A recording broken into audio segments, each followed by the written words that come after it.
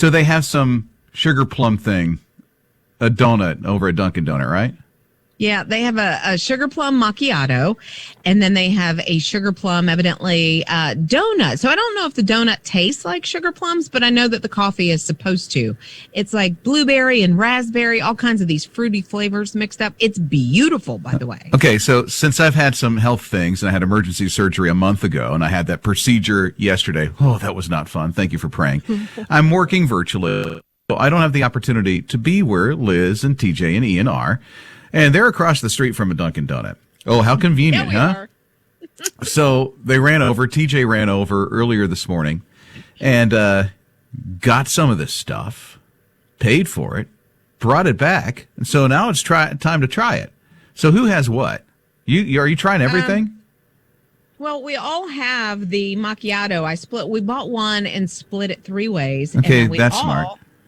Yeah, and then we all have this. Look how beautiful this donut is. It has little snowflakes on it and everything. So this could be the opposite of Liz's Ugly Bakery. Liz's Ugly Bakery is, it doesn't look good, but it tastes great. Maybe this is, it looks good, but tastes horrible. It may very well be. I don't know. How can a donut be horrible? But let's try the macchiato. Who's going first? I'll go first. Okay. Okay, here goes TJ. He's down in the macchiato sugar plum thing. No, That's not good. Ugh. Okay. Now, when Ian doesn't like it, we know TJ doesn't like anything. You've learned that through true. Liz's Ugly Bakery. But that was quite the reaction. The reaction was, here's the assessment I hear so far. Ugh. Oh. And I think Ian said that's not good. Okay. Yeah, it's no good. I don't know what that flavor is. Okay. Okay. Let me try. Let's see Liz. Liz is going for it. It's a Dunkin' Donut sugar plum macchiato thing. I will tell you, I just took a little tiny bit because it doesn't smell good. Wait till you see her face on his radio TV on the on-demand later. Oh, my. Evidently, it's not very pretty, but wow. I'll just put this back here. Okay, let's go around with the donut. TJ and Ian, let's try the donut. Donut's just a donut. Doesn't taste different. Okay. I definitely rate it donut out of donut. Okay, both say it's just a donut. Mm-hmm. It's sweet. It has like a little purple glaze on top with those snowflakes, so I like the texture element. But they are right. It is just a donut that looks really pretty. Well, then, there you go. I'm glad we tried it on your behalf. Now you don't have to worry about it. If the on that macchiato thing is any indication of what it tastes like, I'm glad we paid for it. His Morning Crew. You're welcome. You're very, very welcome. It's Rob and Liz, His Morning Crew on His Radio. I don't know if you caught it about 10 minutes ago. We did a taste test, and I'm going to keep the name nameless of where the establishment is. Okay. If you heard earlier, you knew what it was because we had high hopes. But after we tried this macchiato sugar plum thing, it was like, oh. And then they have this sugar plum kind of donut, right? Yeah, they do, which is pretty good because it's just a donut. Mm-hmm. So it tastes like a donut. So that was the assessment. You're welcome. In case you were going to try one of those things, you go, I wonder what it tastes like. You know, one of those things, the assessment here, at least, we don't know your taste buds was, ugh. And that was 3 out of 3 people all kind of had the same reaction. So that kind of tells you leaning more towards the don't buy it kind of thing. But we got a text about another drink at the same place from Amanda, and she said, I highly recommend do not try the signature gingerbread mocha. It tastes like drinking a gingerbread cookie, and she said it is very disgusting. Oh. She said I had to drink the whole thing just because Why? because she paid for it. I get you, girl. Oh yeah. I just put down $4 for this thing. Chug, chug, chug. Ew. But she said I will never, ever do it again. Now listen, that's so disappointing. You have some good stuff. This place makes a lot of great stuff. Every now and then, every business brings out a dud. Yeah. Every business. And when you figure that out, then you just don't do it anymore. Yeah. So don't do possibly those 2 drinks. Yeah. Rob and Liz. His Morning Crew. So here's what we're wondering this morning. The best Christmas gift you've ever received? It was probably the most simplest thing, too, in the world, right? It's Rob and Liz, His Morning Crew at His Radio, 800-447-7234. I remember when I was 8 or 9 years old, my dad was out of work, and so he was making a lot of Christmas gifts. And this man could do anything. I literally could do anything. He learned how to macrame. Do you know what macrame is? It's some kind of knitting thing, right? Sort of. It's almost, if I remember correctly, and I'm not artsy craftsy at all, but I want to say it's like a braiding technique with a certain type of material. But I had seen a cat, like he had all these magazines that would show him how to do different things. And I saw a cat. It was beautiful. He figured out how to make it, and he had that under the tree on Christmas. And I still, I wish I would have kept that cat because I love that Oh, thing. wow. And made from your dad with love like that. Yes. Oh, wow. Yeah. Well, what about you at 800-447-7234? You're on His Radio. Well, my grandma, God love her, she had this weird obsession with the thrift store. I don't know if it was the strokes or if she was always that way, but she would just pick out the most random, weird, ugly items for Christmas. And we had this ongoing joke growing up that they were the foster gifts. You know, now that she's passed, I miss them. I miss them so much, and I miss her. And the other day I was going through the thrift store to get some stuff for a church event. And I was thinking, how fun would it be to give my mom, which is her daughter, a foster gift? That would be so much fun. And I like that you call it a foster gift from the thrift store. Love these memories. If you have one, we want to hear them. I mean, it's just warming our hearts. 800-447-7234. Rob and Liz. His Morning Crew. Think back throughout the years in your memory bank and pull up, if you would, the best Christmas gift you ever received. Sometimes they're the most simplest ones, aren't they? It's Rob and Liz, His Morning Crew, 800-447-7234. So Scott texted and said about 7 years ago, we were all at our aunt and uncle's house. They were in Maryland, and all the kids were there. His youngest brother gave him a picture of all three of them, and it just made him break down, made him cry so hard just because he thought about it. It was a gift in total love. Oh, I love that, Scott. Kathy is here at 800-447-7234. Kathy, for you, best Christmas gift you ever received. What was it? Well, that's easy, but I might not be able to tell you without crying. It was 2012. My dad had passed away in the summer. It was my first parent to go to heaven. And my husband asked me what I wanted for Christmas. And I said, 10 minutes with my dad.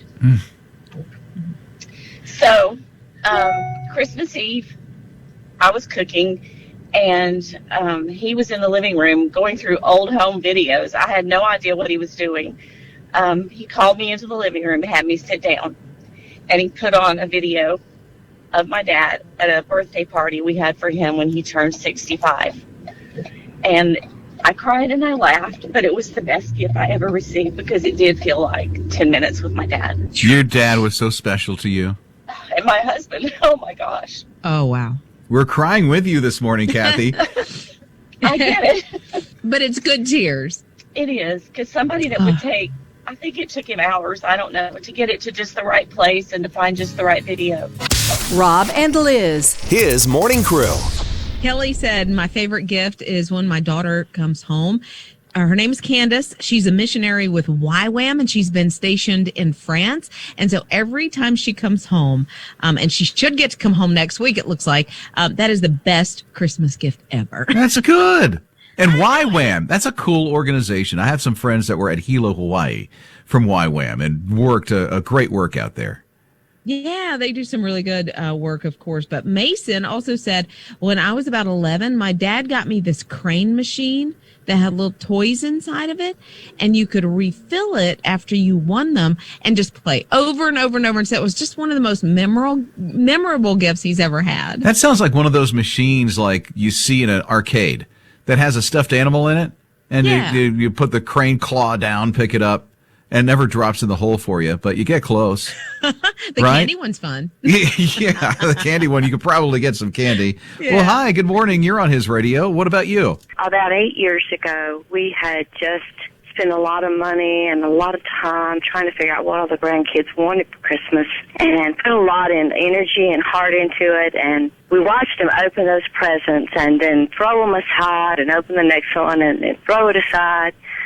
And I looked at that and I said, we're not doing this anymore. From now on, every Christmas, we will do something together as a family, and that will be our Christmas. Well, what'd you wind up doing for an experience? One year, we rented a skating rink and brought in dinner, just different events every year. And at the first Christmas, the grandkids kind of like looked at us and said, all right, where's our present? I said, this is your present. And they didn't really care for that.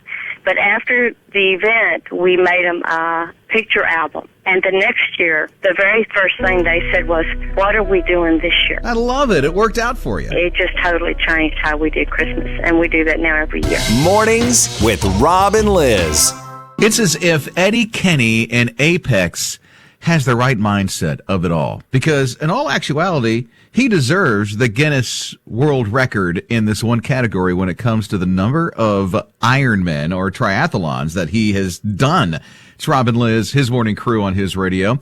So he's like a 20-year Air Force vet, and he wanted to help out, you know, those servicemen and women and unwanted pets. And so he found this organization called Canines for Service out of Wilmington. And since he loves to train for long-distance events, he decided he put that into action and raised some support. And it's very cool. He wanted to take his love of, I guess, being active and being in the out of doors. So he thought, you know what? I'm going to do 26 triathlons in 52 weeks. Y'all, that's one every other week. That's wild. That's taxing the body. Believe me, I've done triathlons. I've done about 9 of those things. And if you do them somewhat back to back every other week like that, that just tears you apart. But this guy just is a beast and went for it. Yeah, he did. You know, it taxes me just thinking about it. I've never done one. But yeah, he did it because of his love for giving back to those veterans and also saving those dogs at the same time. So, Guinness World Record, for doing those in a single year is 24. So he was trying to break that record just by doing 25. Yeah. And he is getting ready to do that.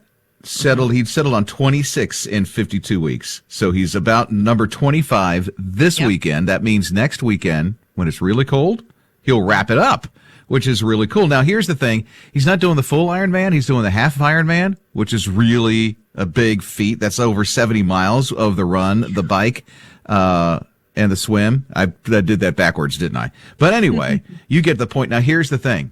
He's not the world record holder, because none of these events were sanctioned. And so here's what that tells me. He doesn't care about the world record. He just knew what it was. So he thought, well, I'll just beat the world record as far as how many needs to be done. But they weren't sanctioned events, meaning that they weren't events that weren't put on. And he just did it to do it. And he's not going to get recognition for it. He's not going to be in a world record book for it. But he did beat it because his overall goal was this, to raise the support for that organization. Rob and Liz. His morning crew. So here's this police officer in Ontario. He's just driving down the road, doing his job. He noticed, okay, this car's not speeding. Really nothing's going wrong, but there's something just odd. The way the person is in the car just doesn't seem right to me.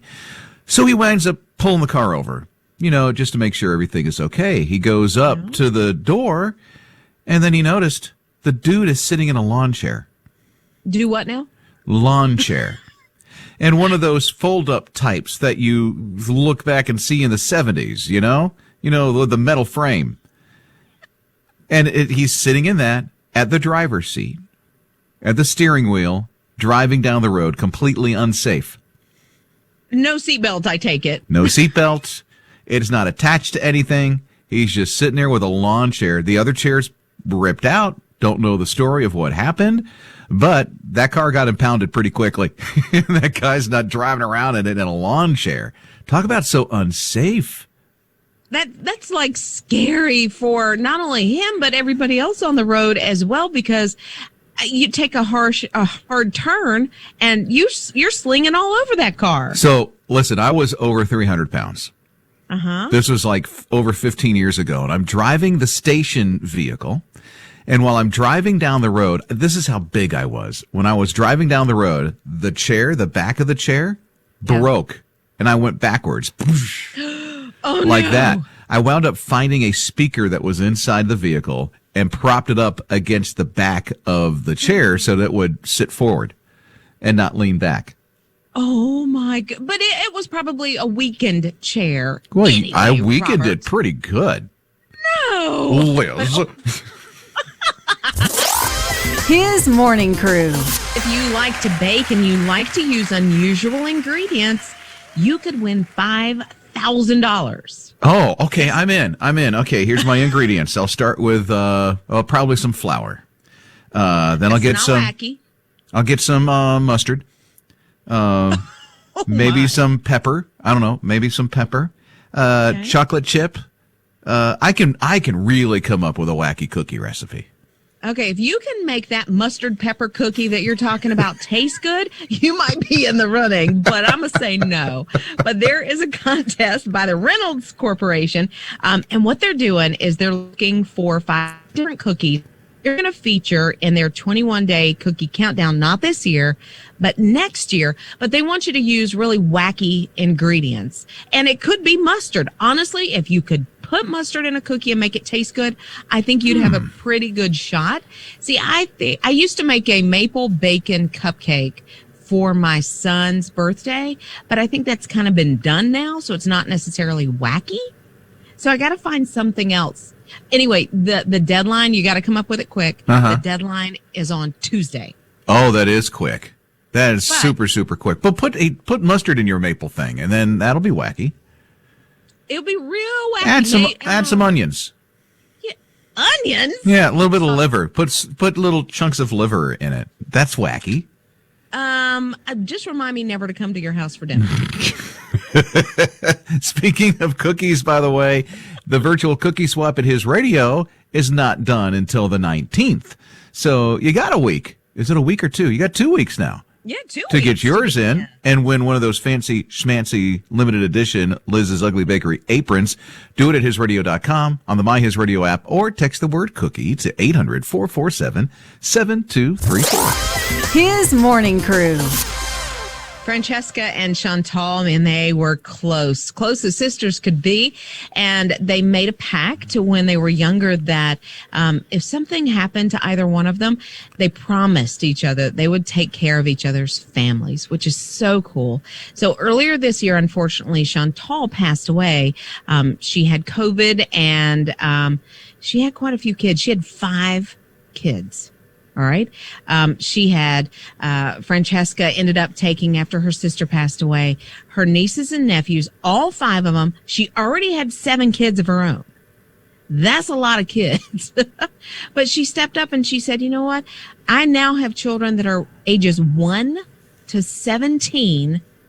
And it just makes things just so happy in our home. We can be there for each other. They know that family is important, and we can step up for each other. What a relationship. That's 7 kids altogether now in her home. 7 I know, right? children. And I'm going to guess their home's not huge. And so they're probably all on top of each other and several kids in one bedroom. And can you imagine? That's a lot of love in that home. And they're making that work. Yeah, they have all the boys in one room.